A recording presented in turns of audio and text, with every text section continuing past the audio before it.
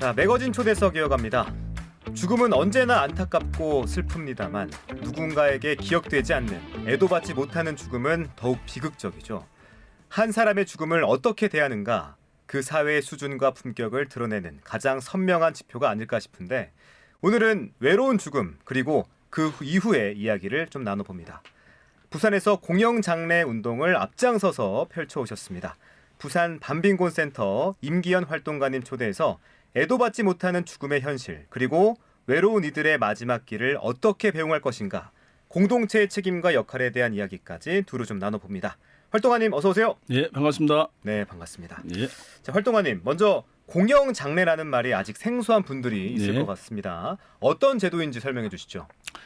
예, 우리 모든 사람은 이제 태어나면 장례식을 치를 수밖에 없죠. 네. 그리고 그 장례식은 가족들에게 대부분 책임이 있습니다.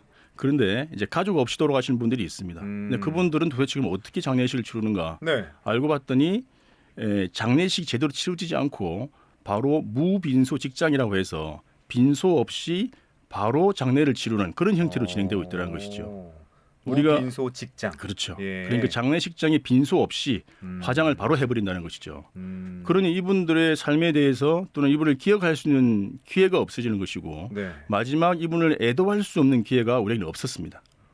그래서 이래서는 안 되겠다. 심지어 동물에게까지 장례식을 정석을 치르는 이 마당에 네. 사람이 돌아가셨는데 가족이 공식적으로 없다는 이유로 장례식을 치르지 못한다는 것은, 이것은 개인의 문제를 넘어서서 사회의 문제이다.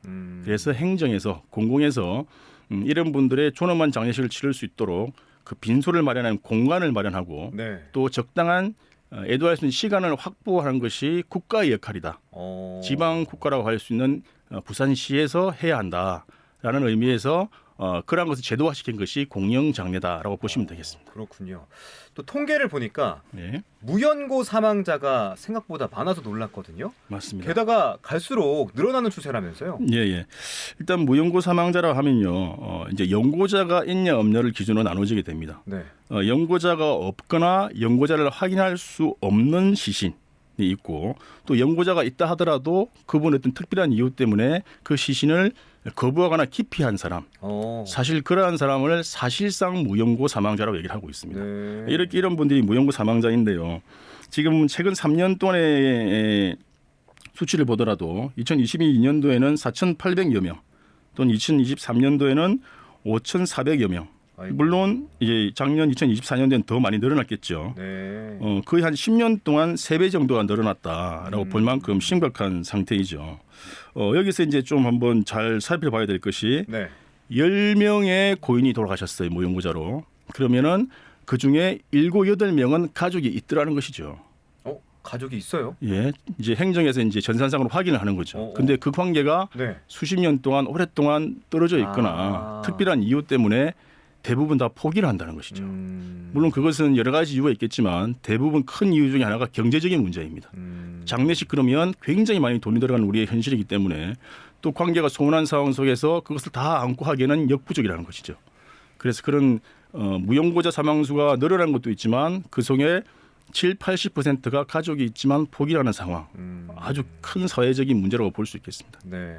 특히 또 부산은 이 무연고 사망자 수가 증가하는 추세라면서요. 어떻습니까? 이 부분도 제가 수치를 말씀드리면 2021년도에는 399명이었고요. 네. 22년도에는 531명, 그리고 재작년에는 620명, 작년에는 637명, 계속해서 늘어나고 있습니다. 그러네요. 계속 증가했네요. 거기다가 이제 그 지역별 인구수를 비교를 해보면 역시 부산이, 서울, 경기를 빼고 나면 부산이 한 20명 정도, 10만 명당 한 20명 정도 가장 높았다. 물론 그 중에는 또 남성물도 높은 걸로 나오고 있습니다. 남성이 더 높군요. 예. 이러한 것이 이제 우리 부산시가 또 그 광역시 중에 처음으로 초고령 사회가 되었죠. 네. 65세 인구가 가장 20% 이상을 넘었을 경우에 초고령 사회인데요. 뭐 그런 것들도 원인이 될 것이고, 그리고 이제 무연고자 사망자라고 한다면 흔히들 좀 어려우시고 빈곤에 처한 분들, 나이 많은 분들 생각하지만 네. 실질 좀 그렇지 않다는 거죠. 그래요? 예, 그 50대, 40대로 더 내려오는 그런 추세가 보이고 있고요. 또 더 중요한 것은 경제적인 빈곤, 이러한 어떤 그 취약한 상황이 아니더라도 네. 이제 홀로 1인 가구로서의 삶을 선택하는 분들이 늘어나기 때문에 그래서 이제 이 문제는 어떤 특별한 취약 계층에 해당되는 것이 아니다. 모든 국민들이 해당되는 문제이다. 그래서 행정에서 우리 국가에서 더더욱더 복지의 관점에서 관심을 가져야 될 부분이다라고 볼 수 있겠습니다. 그렇군요. 일단 공영 장례라는 말 자체가 예. 생소한 개념이라서 예. 들어도 잘 모르는 부분들이 분명히 있거든요. 예. 이거가 이제 만약에 절차가 있다면 예. 청취자분들이 알고 또 도움을 줄 수 있지 않겠습니까? 예. 절차도 좀 소개해 주세요. 우선 지금 현재 공영장례는 이제 그 대부분이 무용고 사망자를 대상으로 하고 있고요. 네. 부산시 같은 경우에는 무용고자만이 아니라 연고자가 있어도 그 연고자 되시는 분이 너무 어리신 분이거나 자녀가 미성년자이거나 또는 장애인이셔서 좀 불편함이 드시다거나 또는 너무 고령자이실 경우에 그러니까 장례를 치르기에 좀 어려운 상황에 있는 연고자들도 해당이 됩니다. 그래요. 일단 한 분이 돌아가셨어요. 네. 그러면 이제 이분이 대부분 다 요양병원에 돌아가신다든지 아니면 자택이나 다른 곳 돌아가시는 두 가지 경우가 있죠. 요양병원에 많이 돌아가시게 된다면 당연히 행정과 연락이 바로 되기 때문에 말씀드린 대로 담당하는 부서에서 이분의 가족이 있는지 확인을 한 다음에 있으면 또 알려드리고 시신을 인수할 건지 말 건지를 확인을 합니다. 네. 그런데 이제 거기서 이제 결정이 나겠죠. 하신다 그러면 인수해서 장례를 치르지만 네. 그런 경우는 거의 없습니다. 거의 없습니다. 네. 만약에 포기했어요. 그럼 절차가 어떻게 됩니까? 포기하게 되면 장례업체 구청 담당자 구청에서 네. 연결되어 있는 장례업체와 같이 이제 이 일을 처리하는 거죠. 공영장례가 제도가 있기 이전에는 바로 화장을 해버렸고 지금은 그래서는 안 된다. 존엄한 애도시간이 필요하다 해서 정해져 있는 장례식장에서 네. 현재로서는 하루 전에 부고를 올리고요. 행정에서. 그리고 6시간은 빈소를 꾸미고 빈소를 차리고 부산 시민들이 조문할 수 있도록 길을 열어놓은 것이죠. 6시간 동안. 예. 사실 그 긴 시간이 아니죠. 네. 그런 다음에 그 다음 날 보통 화장을 해서 처리를 하게 됩니다. 여기서 중요한 게 뭐냐면 공영장례가 구청장님의 직권으로 대부분 다 지금 되고 있습니다. 그러니까 네. 구청에서 정해서 결정해서 가족들이 포기를 했구나. 그럼 우리가 장례를 치러 드려야지라는 복지 서비스의 개념, 시혜적인 서비스의 개념으로 진행이 다 되고 있어요. 네. 근데 사실은 그 사이에 뭐가 있냐면 가족이 아니어도 이웃에 있는 오래된 친구, 연결해 있는 사람들이 그 연고자라고 인정을 해주고 그 사람들이 공영장례를 신청할 수 있게 되는 게 그게 우선이에요. 그런데 대부분 현장이 잘 모르죠. 그래서 그 부분이 생략돼 버리고 구청에서 바로 행정적인 업무로 처리해 버리는 게 지금 대다수거든요. 중요한 것은 가족이 아닌 이웃이어도 장례 주관자로 신청을 할 수 있는 시스템이 되어 있다는 게 중요한 것입니다. 그러니까 혈족 관계의 직계의 가족만이 상주가 되는 것이 아니라 이웃이 모르는 사람 친구도 될 수 있도록 열어놓은 것이 부산시 공영장례 제도의 가장 중요한 것이다. 그렇다면 늘 우리는 수급자분들 또는 무용고자에 해당되시는 분들에 대해서만 복지 서비스는 선별적인 복지 제도이죠. 네. 거기서 가족이 아니어도 공영장례를 신청할 수 있다는 것만 하더라도 보편적인 복지로 나아가는 한 발짝 뛰었다는 것이죠. 굉장히 큰 의미가 있고 그러네요. 이 부분이 더 확대되어져야 되고 최근에 이제 사전 장례 주관자 신청 제도가 만들어졌는데 이후에 또 설명을 드리겠지만 네. 그것도 하나의 그런 차원에서의 좋은 의미라고 볼 수 있겠습니다. 또 활동가님은 이제 현장에서 직접 활동하시면서 다양한 사연들을 접하셨을 것 같은데 현장의 이야기 좀 들려주시죠. 안타까운 것은 뭐냐면 어르신들이십니다. 보통 나이 드신 분이 돌아가시면 예를 들면 할아버지가 돌아가셨어요. 그러면 평생 부부처럼 사셨는데 혼인신고를 안 하신 거죠. 막 그렇게 옛날에 살았으니까 부부처럼 살았는데 혼인신고 안 돼 있다 보니 이분들은 법적인 체제를 잘 모르시다 보니 자기가 장례를 치를 수 있다고 왔는데 사실혼 관계에 있는 상황에서 증명이 안 된 상태에서는 남인 거죠. 그래서 어떤 분은 지난번에 해운대구 그 방송 장례식장에서 만났는데요. 이 어머님께서 영감님이 돌아가실 수 있다고 병원에서 연락을 받고 오랫동안 준비를 해오신 거예요. 상조에 가입도 하시고 영정사진도 만들어 놓으시고 돌아가셨어요. 그래서 왔어요. 왔는데 당신 남이야 하고 아무런 권한이 없는 것을 알고는 너무나 낙심을 하신 거죠. 행정상으로는 남남으로 돼 있는 그렇죠. 거군요. 그렇죠. 그러면 이제 사실혼 관계를 증명을 하면 됩니다. 그런데 이분이 그런 과정을 잘 모르시고요. 또 행정에서 친절하게 알려주지는 않아요. 굳이 알려주지 않는 거죠. 그래서 이 부분도 이제 행정에서 좀 더 많은 것들을 정보를 제공하는 필요한데 그러면서 이분이 그 빈소에 혼자서 우두커니 앉아 계신 거예요. 조문객으로 앉아 계신 거죠. 그래서 저희들이 이분들을 만나면 이분이 또 그런 사정에 있구나 하고는 이야기를 나눕니다. 공영장례가 왜 생겼냐면요. 저희들이 이렇게 조례가 만들어졌고 이런 사례가 있고 이런 절차가 있고 이렇게 하면 구청에 가시면 하시면 돼요. 이런 말씀을 드리면 공영장래가 이런 게 있다니 너무 고맙다. 아유 이렇게 봐서 애도를 해주는 게 너무 고맙다. 자기 혼자뿐이었는데 처음 만난 사람인데 너무너무 좋은 관계가 바로 만들어집니다. 그렇지. 그래서 이렇게 가족이 아니어도 타인의 죽음에 대해서 함께 애도할 수 있는 것 자체가 너무 소중한 사회적 자본이자 우리 공동체의 힘이라는 것이죠. 이런 것들을 현장에서 느끼죠. 근데 그분들이 그 짧은 시간 내에 바로 그 다음날 화장이기 때문에 만약에 오후에 4시에 만났다. 네. 그러면 공무원 퇴근하기 시간까지 2시간밖에 여유가 없는 거예요. 근데 그 작업을 할 수가 없는 거죠. 막 그런 것들. 이런 안타까운 특히 사실혼 관계에 계신 분들이 돌아가셨을 때에 그저들을 충분히 활용할 수 있는 기회가 주어지지 않는 것. 사전에 알지도 못하고 네. 특히 공영장례가 홍보가 거의 잘 안 되어 있기 때문에 대부분 그때 오셔서 공영장례를 저희 이야기를 듣고 아시는 부분이 대부분이에요. 네. 그것도 많이 안타깝죠. 이것이 좀 더 많이 홍보되어지고 정말 이웃이 이웃을 애도할 수 있는 그런 건강한 공동체가 되는 그런 제도로 좀 자리를 잡았으면 좋겠다는 생각이 늘 절박하죠. 네, 방금 말씀을 들으면서 이 공영장례 제도가 있어서 다행이라는 생각도 드는 반면에 예. 분명히 한계점이 있구나라는 생각이 들었거든요. 예. 현장에서 느껴지는 한계점 어떤 것들이 좀 있을까요? 일단 제도란 것이 이제 하루아침에 다 완벽해질 수는 없는 거죠. 부산시 담당하신 분들 정말 열심히 하고 계시고요. 그런 상황인데 그럼에도 불구하고 이제 우리가 놓칠 수 없는 부분이 뭐냐면 네. 모든 장례는 사전에 부고가 있습니다. 부고 당연히 있죠. 우리 친구가 뭐 전화를 준다든지 그런 것이지 내가 우리 친구가 아버지가 편찮으시대. 그래서 내가 매일 밤에 전화해서 아버지 돌아가셨냐라고 확인하지 않습니다. 그렇죠. 알려주니까 아는 거죠. 네네. 근데 이분들은 알려줄 사람이 없어요. 그렇네. 가족이 없으시니까요. 그래서 그 부분을 현재 이제 부산시 16개 구군 홈페이지에 네. 게시판에 잘 올려놓고 있습니다. 정말 잘하신 것이고 저희들이 또 민원을 넣어서 이루어진 부분이긴 한데 네. 그런데 문제는 이것이 이제 시민들이 직접 그 게시판에 들어가서 인터넷을 보면서 하루 종일 체크하지 않으면 알 수 없다는 거예요. 그렇지. 계속 그걸 확인할 수가 없잖아요. 언제 부고 올지 모르니까. 네네. 9시부터 6시 사이에 올려갈 텐데 언제 나올지 며칠에 나올지 알지 못하니 네. 사실상 게시판을 만든 것은 정말 획기적이고 잘한 일인데 실질적으로는 우리 조례에 있는 것처럼 애도의 기회를 보장하는 그 권리가 보장이 안 된다는 겁니다. 알 수가 사실은 없어요. 그래서 이것을 좀 더 적극적으로 부산 모든 시민들이 관심 있고 이제 동의되는 사람에 한해서 실시간으로 문자로 알려줄 수 있는 시스템이 필요하다. 어떤 방식으로든지 직접 매일 찾아가서 그런 많은 수고를 들이지 않고 네. 부고를 얻을 수 있는 그런 좀 더 나은 그런 시스템이 있어야만 부산 시민들에게 그 애도의 권리가 보장될 것이다. 서울에서도 이제 한 곳에서 서울시 전체에 게시판, 부고 게시판이 있습니다. 또 거기는 공영장례 상담 지원 센터가 있고 직원들이 있기 때문에 그분들이 그 일을 주로 맡아서 하기 때문에 그분들 중심으로 이제 조문이 이루어지죠. 서울시는 지원센터를 이제 갖춰서 예. 거기 직원들이 이렇게 부고를 알릴 수 있는 형식이 되는군요. 예, 그래서 또 저희들과는 달리 좀 안정화되어 있어서 네. 하루 전이 아니라 좀 더 일찍 장례식 일정을 알 수 있고 또 시간이 오전 오후 정해져 있습니다. 야. 예, 그래서 안정적이죠. 좀 더 부산에도 좀 이런 게 필요하지 않겠습니까?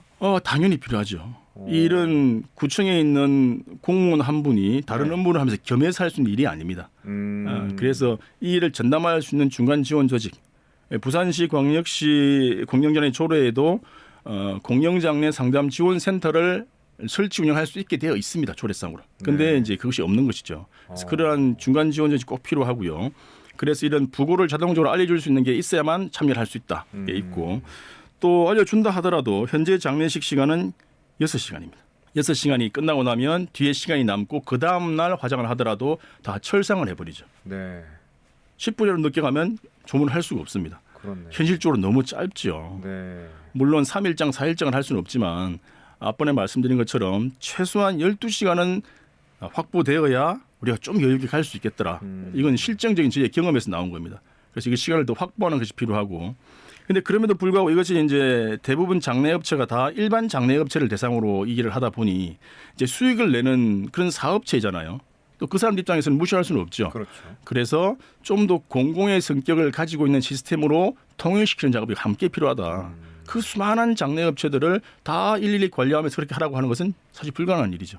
그래서 그런 것들을 좀 묶어서 대표적인 공공공사시설, 뭐 부산시 의료원이라든지 지금 현재 하고 있는 영락공원이라든지 이런 곳에 집중해서 이런 것들을 공영제를 시행을 한다면 방금 말씀드린 부분들을 좀 안정화할 수 있지 않겠는가라는 그런 생각이 들어서 부고를 실시간으로 알 수 있는 시스템과 조문 시간을 최소한 12시간 이상 확보하는 것 이것이 되지 않으면 공영장내가 허울 뿐이고 실질적으로는 조문할 수 있고 애도할 수가 없다. 네. 이렇게 볼 수 있겠습니다. 그러니까 16개 구군에서 게시판을 운영하는 것까지는 잘했는데 예. 부산시 전체에서 지원센터를 운영하면서 이 무연고 사망자에 대한 장례를 치르는 게 굉장히 중요하고 또 6시간보다는 좀 12시간까지 예, 시간을 맞습니다. 확보하는 게 중요하다. 예, 이렇게 언급해 주셨습니다. 또 이제 예전에는 상주가 없다 보니까 최소한의 형식과 이 절차만 갖추고 건성건성 이 장례를 치르는 경우도 적지 않다고 들었어요. 사실 부산시 공영장례 제도의 역사는 한 2년 남짓 됩니다. 그래서 그 사이에 사실 뭐 큰 변화가 있는 것도 사실 어렵지만 2023년 또는 2022년 하반기부터 그 초기에는 지자체 담당하시는 분들조차도 전혀 이 개념을 모르는 상황이었고 그리고 우리 장례업체 분들도 기존에 우리 하고 있던 기초생활보장법상의 무빈소 직장으로 갈 때에 지급되던 80만 원을 받고 진행되던 그 장례식은 익숙한데 네. 추가된 장례식을 꾸미고 차리는 추가의 80만 원을 더 받고 진행되는 공영장례는 잘 모른다는 것이죠. 그러니까 추가의 비용을 받았지만은 불구하고 과거에 했던 관행대로 하는 곳이 많았다는 거예요. 예를 들면 아주 이제 심한 것이 뭐였냐면 가보니까 제가 갔는데 차려놓은 밥이 너무 노란색인 거예요. 누른 거예요. 이게 밥이? 뭐지? 예. 네. 그래서 손을 눌러봤더니만 이게 딱딱하게 누가 손이 들어가지 않을 정도였던 거예요. 그 음식들은 다 재탕을 하는 겁니다. 사실 재탕하는 것을 누가 확인할 수는 없겠지만 보면 알죠. 네. 그 작은 금액인데 갑자기 수육이 이만큼 있다든지 막 부침개가 있다든지 반찬이 너무 많다든지 음식이 많으면 아 이거 전에 사용했던 사람들은 한 것이구나. 심지어 파인애플이 있는데 파인애플이 그 잎사귀가 쉽게 그 시들지 않거든요. 네. 너무 시들어가지고 축 처져 있는 누가 봐도 오랫동안 재탕을 했다는 걸 알 수 있는 그런 음식을 놓은 곳이 있었고요. 그래서 이제 그걸 저희들이 이제 공식적으로 민원을 넣어서 수정하기도 했고 더 심한 경우에는 장례식 시간을 북을 올려놓고 다른 손님을 받는다고 장례식 시간을 마음대로 옮겨버리는 경우가 있어요. 아니 그 6시간도 확보하지 않은 겁니까 그러면? 시간대를 다른 시간대로 옮겨버린 거죠. 아 부고에 올려왔던 시간과 다르게. 예. 왜냐하면 그때 마침 일반 손님이 오시니까 돈을 더 벌 수가 있는 거죠. 근데 그걸 또 주말에 보통 많이 일어나요. 행정의 공백 상태죠. 또 더 중요한 것은 그 부분에 대해서 너 왜 이렇게 해라고 지적할 수 있는 가족이 없다는 겁니다. 우리 아버지 그렇게 했다. 이건 있을 수 없는 일인 거죠. 그렇게 하지도 않고요. 그렇죠. 요즘에 반려견이 죽어도 저렇게 하지는 않는데 그런 것까지 우리는 좀 더 철저하게 관리를 해야 되겠다. 네. 그러려면 행정에서 관리도 강화돼야 되겠지만 이 시스템 자체를 통일해서 잘할 수 있는 곳이 하도록 해야 된다.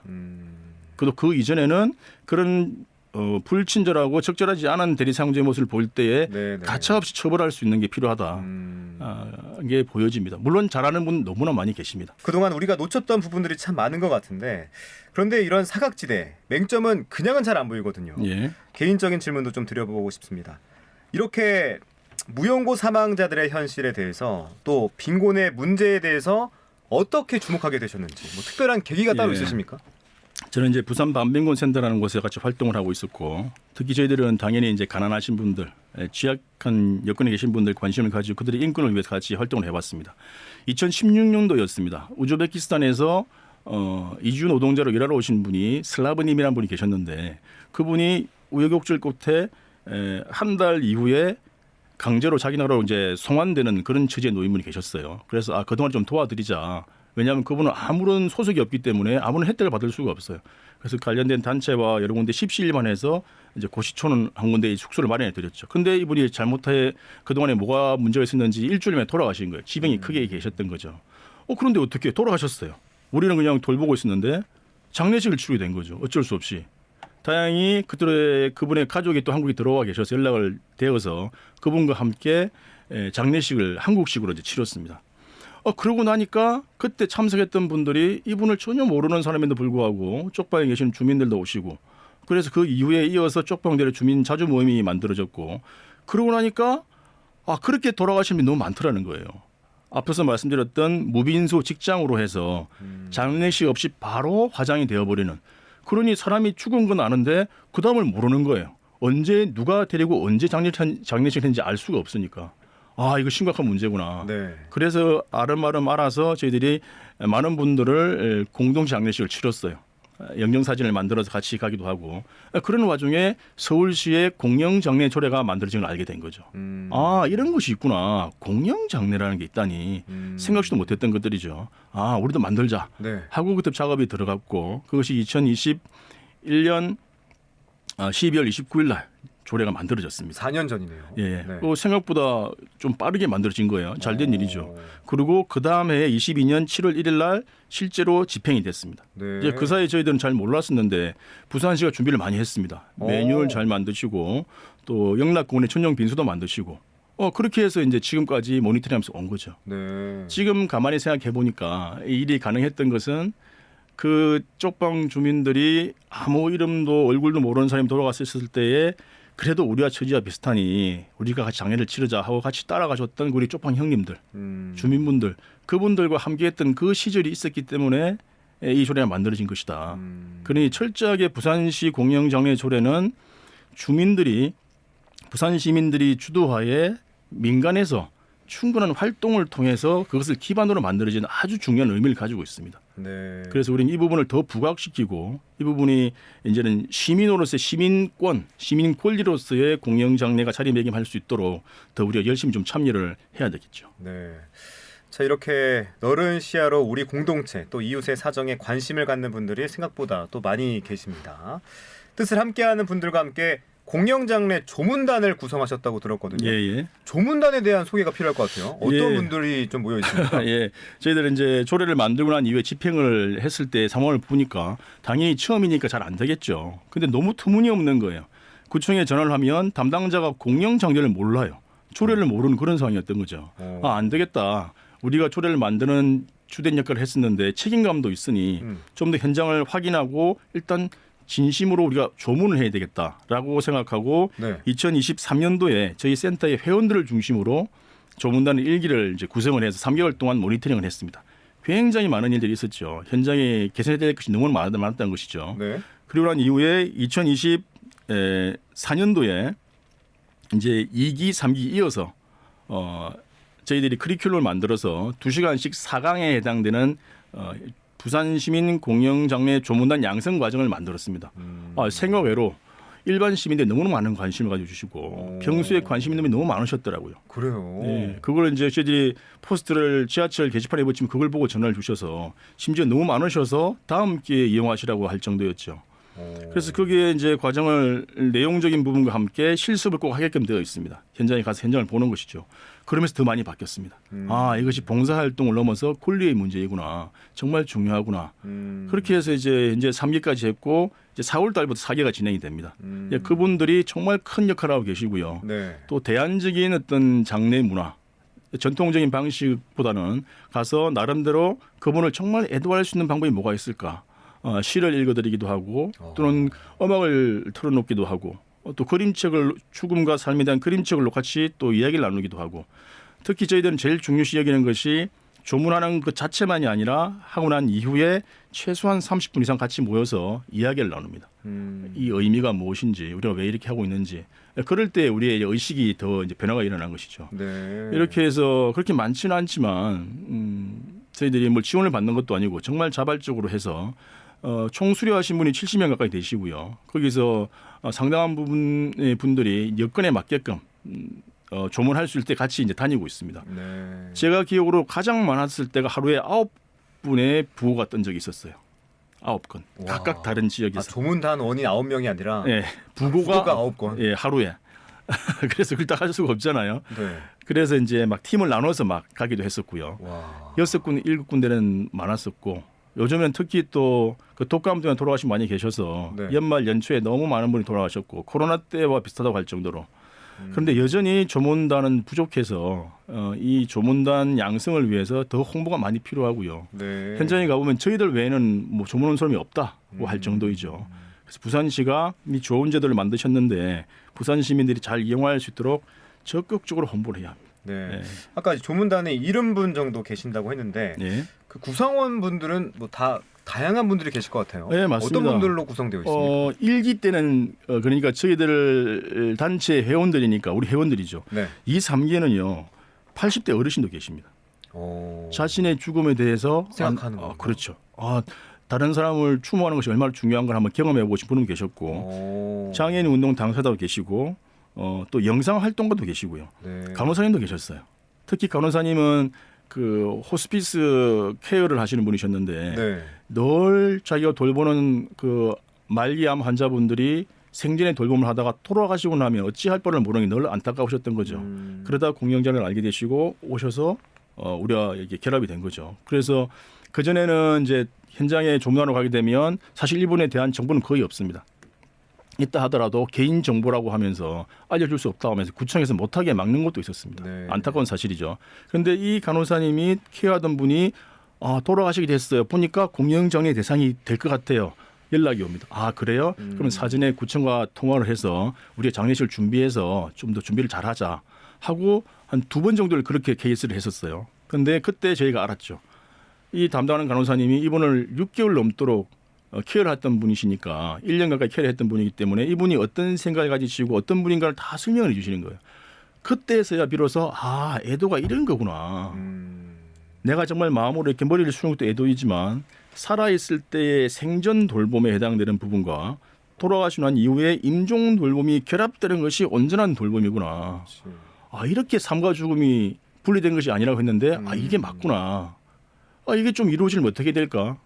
그럼 평소에 이제 이런 것, 이 공영장례의 문화가 우리 지역사회 공동체 잘 좀 전파가 되어지고 살아 계실 때에 잘 돌보면서 마지막 죽음까지 같이 준비를 하고 돌아가셨다고 한다면 그때 또 존엄하게 보내드리고 이게 이어질 수만 있다면 이보다 더 건강한 공동체가 어디 있을까라는 걸 알게 된 거죠. 네. 더 많은 부산 시민들이 참여하셔서 같이 하면 좋겠습니다. 100명의 부산 시민이 태어나면 죽음도 100개의 죽음이 생깁니다. 그렇죠. 시간 순서가 다를 뿐이지 모든 사람은 죽음에 해당되기 때문에 어떠한 분야보다 이건 국가에서 책임을 지고 시행해야 될 복지 분야인 거죠.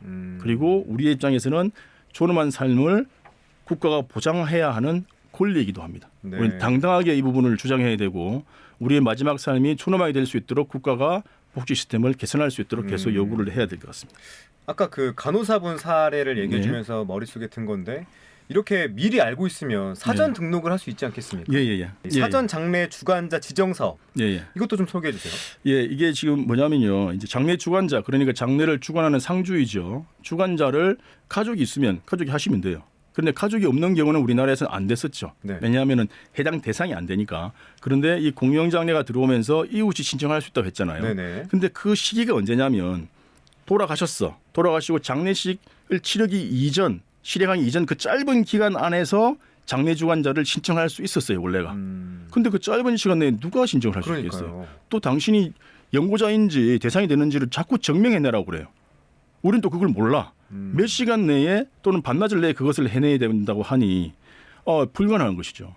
그런데 분명히 장사법에는 장례 주관자를 지정할 수 있게 되어 있는데 현실적으로 아무도 해본 사람이 없어요. 행정 당담자도 잘 몰라. 그런 사이 시간이 지나가 버려.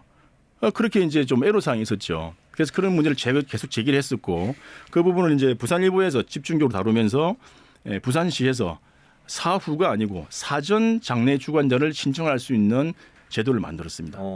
그게 바로 올해 이번 달 2월 17일부터 진행이 됐는데요. 작년에는 동구와 남구가 대표적으로 했었어요. 이제 올해부터는 16개 구군 모두가 실시를 하게 됩니다. 그래서 이제 사전에 이제 사실은 이제 내가 무용고 사망자가 될지는 아무도 모르잖아요. 그렇죠. 그래서 그 일이 벌어져봐야 알 수 있는 거지만 그래서 그런 가능성이 있는 사람이 신청을 할 수가 있고요. 안타깝게도 공영장례는 무용고자뿐만 아니라 연고자도 가능하다고 되어 있는데 여기서는 현재 그 행복이음이라고 하는 사회보장 시스템에 이용할 수 있는 수급자이거나 또는 차상위이거나 기초연금 대상자에 해당되는 사람만 신청을 할 수가 있습니다. 그러면 이제 수급자가 아닌 일반인인데 이 장례를 신청하고 싶어 공영장례 대상자는 돼요. 그런 사람은 지금 현재는 이 시스템을 이용할 수가 없는 것이고 사후에 기존에 있는 방법을 이용해야 되는 그런 좀 아직 안타까움이 있습니다. 그래서 지금 근본적으로 이제 고쳐야 될 부분이고요. 어쨌든 그럼에도 불구하고 사전에 장례하는 방식 며칠장을 할 건지 상고를 할 건지 봉헌을 할 건지 이것조차도 사전에 선택을 할 수가 있는 것이죠. 네. 그건 상당한 이제 진일보한 일이다라고 봐지고요. 네. 중요한 것은 이제 이것이 홍보가 돼야 되는데 알아야 신청을 하죠. 얼마나 홍보를 할지 정말 좀 걱정스럽습니다. 네. 그동안에 공영장례를 홍보하지 많이 못한 부분을 생각하면 또 이게 사장대접이 되지는 않을까 그런 우려도 들고요. 어쨌든 새롭게 만든 제도이니까 한번 제대로 한번 시행이 되면서 저희들도 모니터링을 하면서 또 장단점을 찾고 보완점을 찾아서 또 보완을 해야 되겠죠. 어쨌든 이건 환영할 일이고요. 그래도 뭔가 발전해 나가고 있는 건 사실이네요. 예, 맞습니다. 네, 하지만 그 과정 속에서 한계점들은 분명히 드러나고 예. 있습니다. 예. 약자들의 죽음을 어떻게 다루는가 한 사회의 수준과 품격을 보여준다고 생각합니다. 예. 장례는 죽은 사람이 아니라 산 사람을 위한 것이라는 얘기가 더 의미심장하게 다가오는 인터뷰예요. 어떻게 생각하십니까? 이런 말이 있죠. 한 공동체의 수준은 취약한 사각지대에 있는 구성원들에게 이 사회가 어떻게 대하느냐에 따라서 결정된다. 그러니까 건강하고 나쁘지 않은 상황에 계신 분들에게 하는 것보다 그것도 중요하지만 정말 어려운 복지사각지대에 있는 분들에게 이 사회가 어떻게 대하느냐에 따라서 그 사회가 건강하냐 아니냐 알 수 있다는 것이죠. 그런 의미에서 볼 때 이 공영장례 제도가 더 보완되어지고 발전된다는 것은 이 사회가 발전한다는 것과 아주 직결되어 있는 부분이라고 생각합니다. 네. 이 장례식은 유일하게 산자와 죽은 자가 함께 있는 시간이거든요. 장례식 끝나버리면 함께 있지 못합니다. 장례식 그만큼 중요한 것이죠. 그래서 이 시간을 살아있는 자들이 충분히 애도하고 또 힐링될 수 있는 시간이 되어야 된다는 겁니다. 사실 돌아가신 분은 사실 우리가 알 수 없습니다. 그래서 그분은 어떤 저 세상으로 가시는 것인데 그 이전에 이분을 잘 보내기 위한 이 애도의 시간이 네. 개인적인 문제를 떠나서 사회적인 문제이고 이것이 충분히 제대로 못했을 경우에는 그분이 사회생활을 제대로 못할 수밖에 없는 거죠. 그러니 이건 국가가 관심을 가져야 되는 부분이죠. 모든 사람은 장례식을 치를 수밖에 없으니 네. 그런 의미에서 장례식이 너무나 중요하다라는 생각이 되어지고요. 그리고 그런데 이제 이런 것들이 너무 자본주의 사회에서 상품화되어 있으니 충분히 애도할 수가 없어요. 우리 장례식 한번 생각해 보세요. 손님 치른다고 바빠요. 녹초가 돼버려요.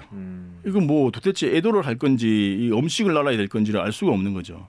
이렇게 아주 우리의 그 존엄한 삶의 중요한 부분이 상품화된 부분들을 탈상품화시키는 것, 공공성을 강화하는 것, 좀 더 거창하게 말하면 반자본주의 운동이라고 할 수 있는 것입니다. 그것이 장례식에까지 적용돼야 된다. 지금은 이 장례식이 너무나 많이 상업화되어 있어서 돈 없으면 할 수가 없는 지경에 이르렀으니까요. 네. 그러면서 볼 때에 우리 공영장례는 돌아가신 분을 충분히 애도하는 것도 당연히 있지만 살아있는 사람들이 더 정상적인 또 더 인간적인 삶을 사는 영향을 미치는 것이다. 그렇게 볼 수 있고 죽은 사람을 위해서 뭐 이런 걸 해라고 말할 수 있는 게 아니라는 거죠. 네. 이건 산 사람을 위해서 하는 것이나 마찬가지다. 네. 그런 의미에서 굉장히 의미 있는 일이다라고 생각합니다. 이 말씀 중에 이 죽은 자와 산자가 유일하게 함께하는 시간이다라는 예. 말씀이 좀 와닿습니다. 또 존엄이라는 표현이 핵심인 것 같아요. 네. 한 인간의 존엄과 가치를 어떻게 담아내느냐, 그에 걸맞는 애도를 전할 것인가. 이 공영 장례가 앞으로도 계속 고민해야 할 부분이 아닐까 싶어요. 예. 저희들이 이제 현장을 잘 다녀보면 아직까지 이제 충분히 자리를 잡지 못해서 그런 것도 있겠지만 고인이 돌아가시고 시신을 이제 모셔서 그다음에 이제 안치를 한 다음에 장례식 빈소를 차리고 조문을 한 다음에 발인해서 이송해서 화장을 하고 상골 또는 봉안을 하는 전체 과정이 있죠. 그런데 현재 공영 장례 제도는 장례식장 빈소를 꾸미는 것을 차리고 역할을 하느냐 잘 하느냐 못하냐만 지금 관리 감독을 하고 있습니다. 그것도 충분하지 않은 상태에서 그러니 그 이후의 단계는 장례업체가 모든 것을 다 주관을 해버리는 거예요. 뭐 제대로 하면 다행인데 그래서 이걸 전체 통으로 보고 전 과정이 존엄하게 진행이 돼야 된다. 그런 관점이 좀 필요할 것 같다라는 생각이 들고요. 저희 부산은 이제 서울하고는 달리 장례업체가 너무 많습니다. 정해져 그 한 군데에서 하는 것이 아니라 수십 군데가 나눠져 있기 때문에 그러니 이분들도 공영장을 잘 모르는 거예요. 뭐 담당자가 바뀌기도 하고 장례업체가 너무너무 중요합니다. 장례업체가 정말 저희들은 가면 90도로 인수하고 싶은 곳이 제가 알고 있는 곳은 한 4-5 군데가 있어요. 그만큼 정성껏 정말 저분은 존엄하게 장례식 치려고 하는 분이구나라는 걸 알 수 있는 분들이 계시거든요. 네. 이제 그런 부분만 있으면 계시면 다행인데 그렇지 않은 분들이 있는 거예요. 그냥 장사수단만 생각하는 거죠. 그래서 장례업체에 대한 잘하신 분들은 칭찬해드리고 그렇지 못한 업체는 철저하게 관리해서 이 존엄한 장례식이 그 가치를 유지할 수 있도록 그러려면 개별적인 관리뿐만 아니라 몇 번을 말씀드렸던 공공성을 확보할 수 있는 통일된 시스템을 만들어내는 것. 이게 되어야 가능할 것이다라는 생각이 들고요. 네. 우리 이제 그러려면 장례업체들을 다들 개인적인 사업체인데 그걸 너무 많은 것을 기대하는 것 사실 어렵거든요. 그래서 현재 지금 영락공원에 부산시설관리공단에서 소속되어 있는 영락공원에서 전용 비수가 마련되어 있는 것처럼 공공병원인 부산시 의료원 장례식장에도 공영 장례식을 하는데 전용 빈소로 지정하는 것이 필요하다. 그리고 또 만약에 침례병원이 지금 아직 해결이 안 되었지만 공공병원이 된다면 그것도 공영 장례 전용 빈소로 지정하는 것이 필요하다. 이렇게 몇 군데가 잘 지정이 된다면 그것을 중심으로 해서 부산에서 발생하는 많은 공영 장례 장례식을 해서 진행을 할 수 있는 거죠. 그러면 네. 방금 말씀드렸던 이런 것들이 일소에 좀 해결될 수 있고 더 잘 될 수 있겠다라는 생각이 들어서 그런 부분들이 좀 많이 앞으로는 좀 보완이 되었으면 참 좋겠다라는 생각이 듭니다. 네, 확실히 이 현장에서 활동하시는 활동가님이시다 보니까 깊은 안목으로 바라봐 주시는 것 같아요. 자, 끝으로 청취자분들에게 전하고픈 말씀이 있다면 예. 자유롭게 전해주시죠. 저희들은 이제 공영장례 조문단 양성 과정을 할 때 제일 첫 번째로 말하는 것이 이것은 단순한 봉사가 아니다. 기본권 운동이다라는 말을 계속해서 반복합니다. 이제 부담스러워하는 분이 계시죠. 그럼에도 불구하고 그 부분에 동의가 되지 않으면 우리 같이 하기 힘들다. 그렇게 얘기를 하는데 이게 무슨 말이냐면 이 장례 제도는 이제 국가나 사회가 구성원의 존엄성을 어떻게 대하고 있는가를 잘 알 수 있는 매우 중요한 척도가 되는 제도이거든요. 그래서 국가가 있다는 것 자체가 시민들이 인간다운 삶을 보장해주기 위해서 만든 기구인데 그래서 우리는 인간다운 삶을 위해서 살 수 있는 권리를 당당하게 요구할 수 있는 권리가 있는 것이죠. 그것이 기본권이고 특히 그 속에 있는 사회권이라고 볼 수 있습니다. 그런데 우리나라의 헌법에 대한 정신이기도 한데 민주주의 사회가 이제 발전이 되어 오면서 이 사회권이 참 많이 축소되었습니다. 아예 뭐 배가 고픈데 장장이 먹고 살 문제를 해결해야지 무슨 뭐 그런 걸 얘기하냐고. 그런데 그것이 이제 어떤 한 시대의 특징이었을 뿐이었고 이제는 그런 사회권을 실현시키는데 장례식까지 가야 된다.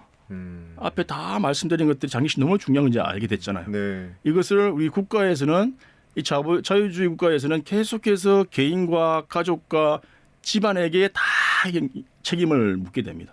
사실은 그게 아닌데 그래서 사회권의 실현 또는 새로운 사회 계약으로서의 관점으로 이 공영장례를 바라봐야 한다. 여성의 인권 문제, 장애인의 인권 문제, 성소수자들의 인권 문제가 과거에는 정말 낮았는데 새롭게 지금 막 변하고 있잖아요. 이제 그것이 장례식까지 가야 된다. 아마 이런 얘기는 처음 들으실 분도 계시겠죠. 그만큼 우리는 이제 새로운 인권을 영역을 만들어가는 그런 과정이 있는 것이죠. 그런 차원에서 우리 공영장을 잘 좀 이해해 주시면 좋겠고 네. 특히 또 우리 CBS 방송이잖아요. 그러면 또 기독교 방송국인데 저희들이 종교인들을 많이 만나고 있습니다.